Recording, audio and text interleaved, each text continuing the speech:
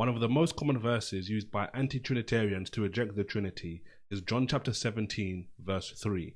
And in today's video, I'm going to show you why John's writings don't actually reject the Trinity, but actually prove it. So we're going to start by actually reading the passage here from John chapter 17, verse 3, and it says, "And this is life eternal, that they might know you, the only true God, and Jesus Christ, whom you hast sent." So the argument basically goes something along the lines like this.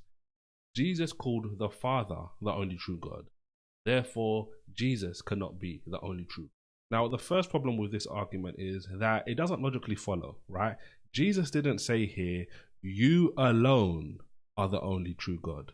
He just said the Father is the true God. And the fact of the matter is there's no problem with Trinitarian beliefs when we look at a passage like this because of what I just said. Now, the fact of the matter is one of the major things, which is the second point to basically take down this false sort of doctrine, is the fact that the context of this passage is really significant.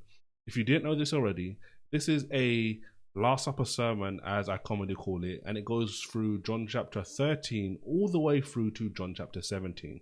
Now, I'm not going to spend today's video talking about the context because I've done that in a previous video. I'll just link that in the description box below for you to consider watching after this video or at some point in the future. But for sake of today's video, I just want you to remember life eternal from verse 3 and the only true God. As you remember those two words, you'll see how John is actually proving the doctrine of the Trinity, not actually disproving it.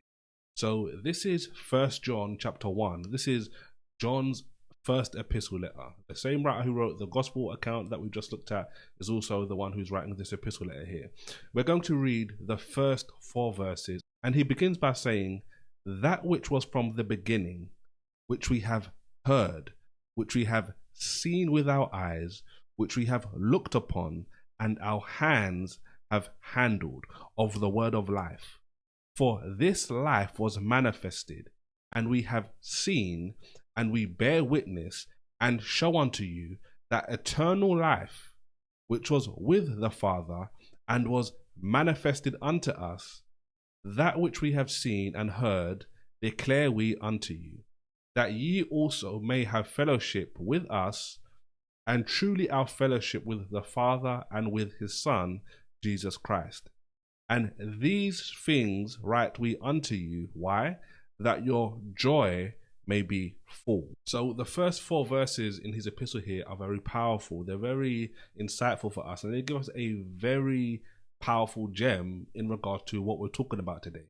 Because the question I have about this particular passage, which we've just looked at in the first 4 verses, is who is eternal life according to John? Well, verse 2 gives us the answer, because it says, "For the life was manifested. We have seen and bear witness and show unto you that eternal life," this is the key part here, "which was with the Father and was manifested unto us." He's clearly talking about Jesus. Jesus is eternal life. The eternal life which was handled, he said in verse 1, which was looked upon, and their eyes saw, talking about the apostles obviously, and they heard his message. And maybe even most significantly here is this eternal life, right, who was manifested, Christ, was with the Father. So there's the distinction between Father and Son, but the Son here is clearly being classified as eternal life. Now, John does something to end this epistle, which is powerful, and it's commonly referenced today as an inclusio. It's basically when you end with the same theme that you started with at the start. It's almost like a bookend. It closes, it ties the bow, so to speak. Because in verse 20, right, in the end of the epistle, notice what he says. He says, "And we know that the Son of God is come, and has given us an understanding, that we may know him that is true, and we are in him that is true." And as Jesus obviously came to show us who was true, right, which is the Father, it says, "In his Son, Jesus Christ. This is the true God and eternal life." And remember, I said earlier on in today's video, there was 2 things I wanted you to remember from John chapter 17, verse 3. Life eternal and the true God. These are the two things that John the apostle here is ascribing for Jesus, because he calls Jesus the true God and eternal life. So if anybody is saying that the true God is in John 17:3, logically they need to be consistent and say, okay, cool, Jesus here is the true God and eternal life according to the epistle. It's not a problem for Trinitarians, it's actually a problem for non-Trinitarian groups. Hopefully that video has helped you. Let me know what you think in the comment section below, and if you want more context around John 17:3 to go along with this video, you can watch this video right here.